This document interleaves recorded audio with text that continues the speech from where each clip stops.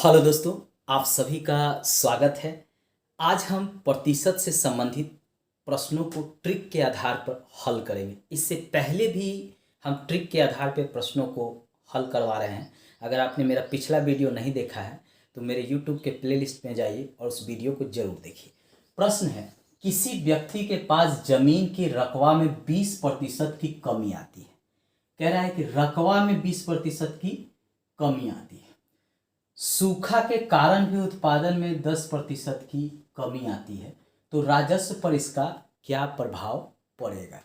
अब मान लीजिए कि ये जमीन है, ठीक है। कह रहा है कि इसके रकबा में कमी आती है, यानी चारों तरफ से जब नापी होता है तो उसमें ये जमीन जो है कम हो जाता है, यानी यहाँ से लेकर यहाँ तक और यहाँ से यहाँ तक, और ये कमी जो है 20% है, ठीक है। किसमें? रकबा में।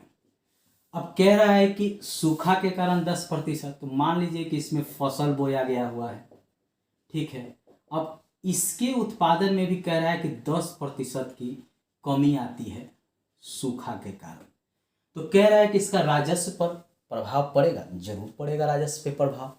किसान के साथ तो ये बार बार होता है कि राजस्व पे इसका प्रभाव पड़ेगा ही। जब रकबा में भी कमी है, सूखा के कारण फसल उत्पादन में भी कमी है, तो राजस्व पे इसका प्रभाव पड़ेगा। तो चलिए इस प्रश्न को हम एक ट्रिक के आधार पे देखेंगे। ट्रिक है -x - y -x गुना y बटा 100।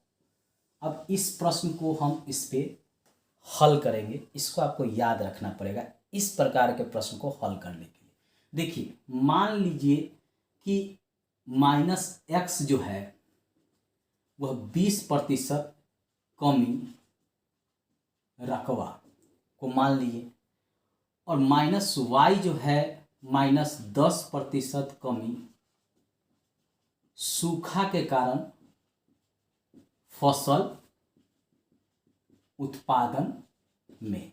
हमने इसको मान लिया, प्रश्न के आधार पे मान लिए। अब इसी ट्रिक पे हम इसको रखेंगे। अब इस ट्रिक के आधार पे देखिए, कह रहा है -x, तो यहाँ पे हो जाएगा -20, -y तो यहाँ पे हो जाएगा -10, -20 ब्रैकेट में और +10, ठीक है, बटा 100।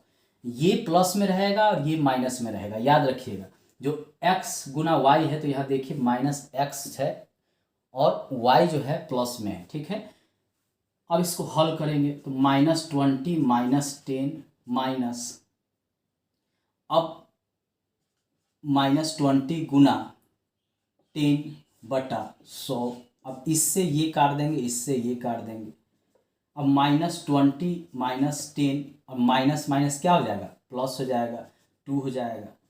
अब 20 और 10 को जोड़ेंगे तो -30 + 2 बराबर, अब -30 में से 2 घटाएंगे तो -28 क्या आया?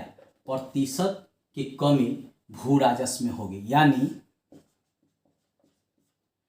28% की कमी राजस्व में होगी, ठीक है। यही निकालना था हमको, ठीक है। तो इस तरह के प्रश्नों को आप इस ट्रिक पे आसानी से हल कर सकते हैं। एग्ज़ाम में केवल डिजिट चेंज कर देता है, 20 के जगह पे 40 दे देगा, 10 के जगह पे 30 दे देगा। प्रश्न इसी तरह के होंगे। बस आपको जो है याद रखना है इस ट्रिक को, और इस ट्रिक के आधार पे जो है आप इस प्रश्न को हल कर सकते हैं।